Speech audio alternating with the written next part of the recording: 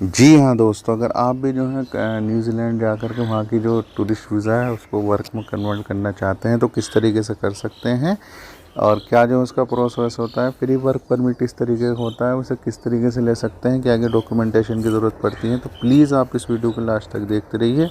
हम जो है इसमें जो है डिस्कस करेंगे इसी टॉपिक पर। तो दोस्तों, जैसे कि आपको पता ही है कि टूरिस्ट में जो है किसी भी कंट्री में टूरिस्ट पर आप जाते हैं तो मोस्टली जो कंट्री है वहाँ चेंज नहीं हो पाता है। जैसे कि मतलब वहाँ पर वो जो ये होती है टूरिस्ट वीज़ा वो चेंज नहीं हो पाती मोस्टली कंट्रीज़ में, ठीक है।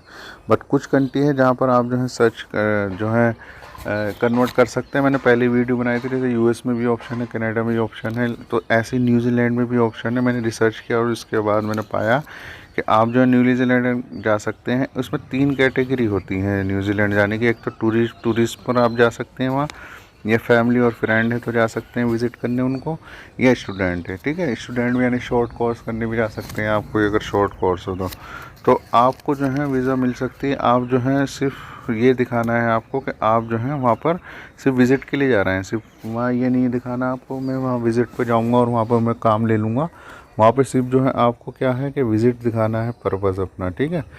तो इसमें टिकट जो है कंफर्म आपका होना चाहिए और स्टे डिपेंड करता है। इसकी जो वैलिडिटी होती है जो टूरिस्ट वीज़ा की, वो जो है 3 to 9 मंथ होती है। वो डिपेंड करती है आपके प्रोफाइल पे।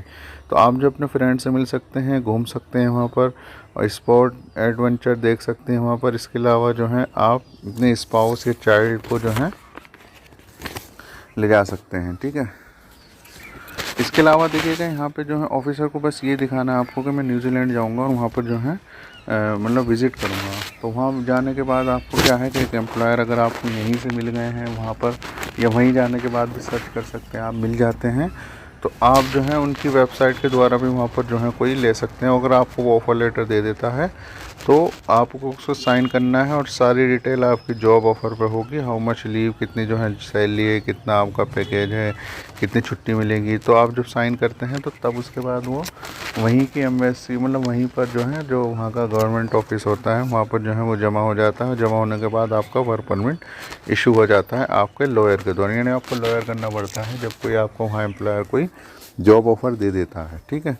तो लॉयर के द्वारा आप जो है ले लेते हैं। तो इसके वर्क लेने से पहले आप, मतलब वर्क परमिट लेने से पहले आप काम नहीं कर सकते। जब आपको वर्क परमिट मिल जाता है तो आप क्या है कि काम कर सकते हैं वहाँ पर।